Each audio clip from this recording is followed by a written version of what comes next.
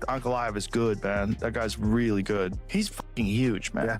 It's the opposite thing, right? He's cutting a ton of weight. Every time I interview him, I'm like, how? Yeah. You're enormous. He looks like a heavyweight. Yeah. And he is a heavyweight when he fights. I mean, he's over 205 for sure. Yeah, these guys, they blow up. And I think because of that, you have this, you have speed, and not just speed of the strikes, but the way you move in and out. Ankalaev just did a fantastic job of shutting down the scariest guy in the division. They didn't like it because it wasn't like some crazy result, a giant knockout like you get in most Pereira fights, but it was so technical. It was a good fight. You know, he looked good on the feet. That guy's really good. But that's a big fight. Main event, light heavyweight title. I'm pumped. Ankalaev's knocked a lot of people out. We always look at Pereira's knockouts, but God, when he gets on his back, you're in such danger. Like nobody else in the division. It's weird. Ankalaev has knocked out some of the best guys in the division, and he only lost one time. If you look at his performances, the guy's not had a bad performance.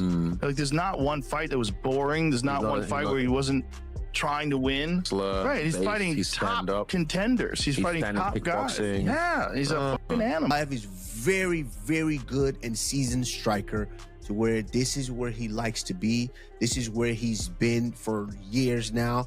This is where he likes to conserve his energy. This is him, because he also understands that by giving these continuous takedown attempts, I'm gonna get tired as well. And so I don't think we're gonna see that. I think they're both gonna stand there and they're both gonna go to war. Do you think there's actually more pressure on Pereira here? I think what's gonna happen here is, you know, he's coming to prove a point.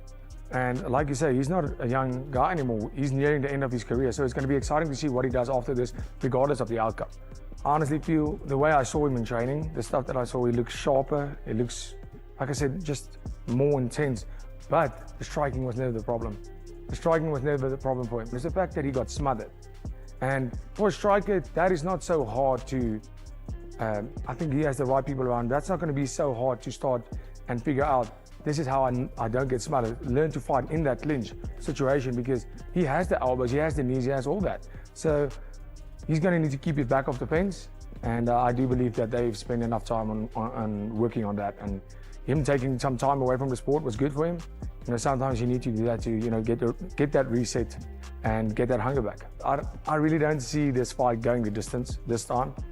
But I'm putting my money on Pereira to claim the title. I have to go with him. Joe Rogan didn't hold back when breaking down the upcoming rematch between Magomed Ankalaev and Alex Pereira, calling Ankalaev a monster and one of the most technically dangerous fighters in the UFC today. He explained that fans might have been underwhelmed by their first fight because it didn't end with a highlight reel knockout, but according to Rogan, that fight was pure mastery from Ankalaev. He shut down the scariest guy in the division, Rogan said, noting how Pereira's knockout power forced everyone to respect him, but Ankalaev still managed to dominate the exchanges, control the pace, and keep Pereira guessing for all 5 rounds. Rogan described it as one of those fights that only hardcore fans truly appreciate. No flashy finish, just a masterclass in control and precision. He emphasized that Ankalaev is not your typical Dagestani fighter. While many expect constant takedown attempts and ground domination, Rogan pointed out that Ankalaev is different. He loves to strike, to pick opponents apart on the feet, and to prove that Dagestan isn't just about wrestling, it's about complete mixed martial arts. Rogan's co-host even laughed about Ankalaev's size, saying he looks like a heavyweight cutting down to 215. Every time he interviews him, he can't believe how massive he is. He's enormous. He's over 205 for sure, Rogan said, hinting that Ankalaev's natural strength might soon push him toward the heavyweight division. That alone creates an intriguing storyline. Will this fight be Ankalaev's last defense before moving up in weight? Kamaru Usman echoed Rogan's praise, explaining that Ankalaev has always been unfairly grouped with the classic Dagestani wrestlers, even though his striking IQ is among the highest in the division. He's not a wrestler who wants to take you down and hold you there, Usman said. He's a striker that wants to pick you apart and get you out of there.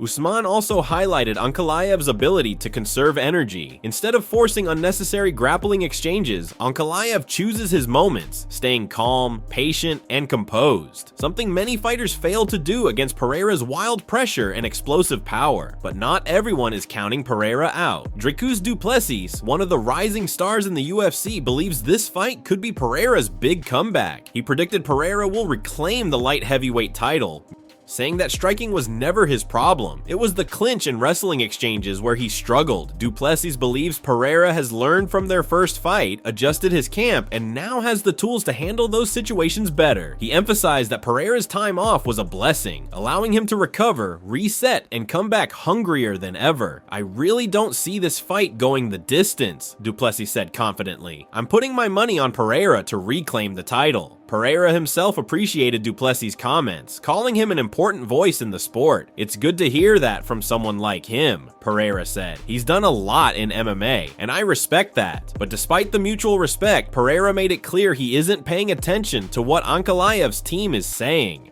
When reporters asked about Ankalaev's coach, who recently claimed Pereira is a slow, predictable kickboxer with overrated power, Pereira laughed it off. For sure, it's just talk, he said. He saw what I did in my fights. Even the referee said he'd never seen anything like that in 30 years. Let them think what they want. They'll be in for a surprise. That confidence is classic Pereira. Quiet, focused, but dangerous. He doesn't watch opponent footage or get caught up in mind games. He said he only studies his own fights and improvements. I don't want to see what he's doing. I swear, I don't watch it. Pereira explained that mindset might be risky, but it's also what makes him unpredictable.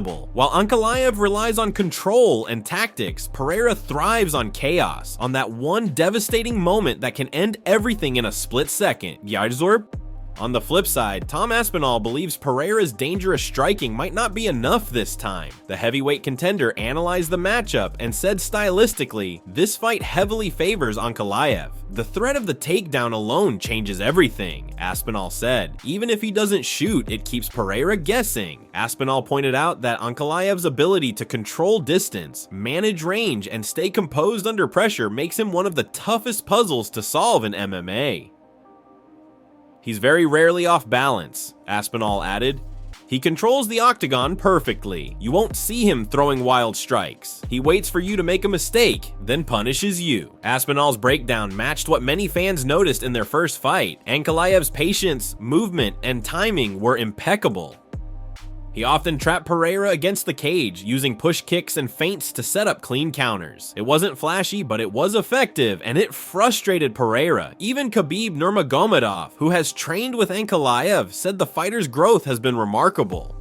He's one of the best to ever come out of Russia, Khabib said. He keeps improving himself, climbing to the top. He has all the skills to be the best in the world. Former middleweight champ Robert Whittaker also chimed in, calling Ankalaev a nightmare matchup for most fighters in the division. He described the rematch as a chess match between Pereira's precision striking and Ankalaev's tactical control. It's going to be interesting, Whittaker said, that they're both dangerous in different ways. It's all about who makes the first mistake. Brendan Schaub, however, hopes Pereira pulls off the win, not just as a fan, but for the sport itself. You want Alex to win, Schaub said. He's exciting, he connects with fans, and his fights are never boring. He argued that while Ankalaev might be a technical genius, Pereira brings the energy and star power the UFC thrives on, especially with their new broadcasting deals.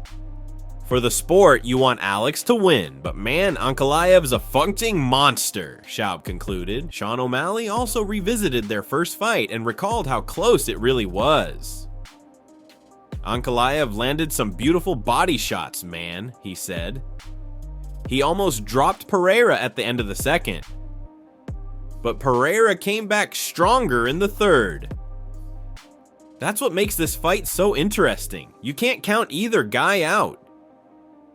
O'Malley predicted the rematch could end in another surprise, depending on who finds their rhythm first. Meanwhile, Dustin Poirier backed Pereira, saying revenge will fuel him this time. He's too dangerous to walk in there and not find that shot, Poirier said. He's fought this guy before. He knows what to expect, and he wants that belt back. Poirier even predicted a knockout finish, adding that Pereira's hunger and experience give him a real shot at redemption. But Pereira's path to victory won't be easy. Many analysts pointed out that Ankalaev's composure and defensive awareness make him hard to finish. Bantamweight prospect Santiago Luna said Ankalaev's mix of striking pressure and clinch control is Pereira's biggest weakness. He knows how to wear you down, Luna explained. He mixes the wrestling and striking just enough to keep you uncomfortable. That's what breaks people. Ankalaev himself has hinted that his future lies at heavyweight. He recently said that putting on size comes naturally for him, and after a few more defenses, he plans to move up.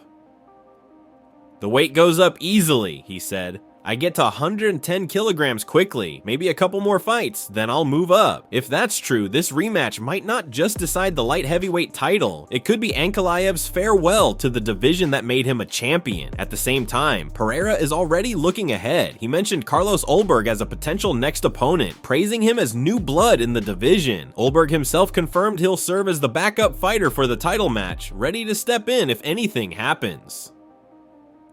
He told reporters he personally asked UFC matchmaker Hunter Campbell for the chance and was approved.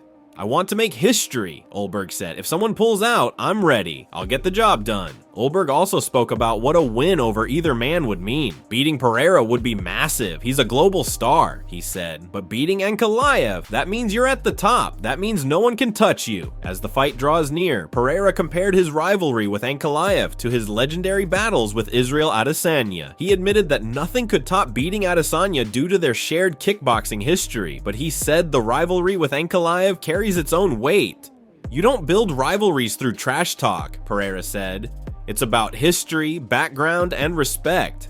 He's doing it the wrong way. After months of rest and recalibration, Pereira insists he's in the best shape of his career.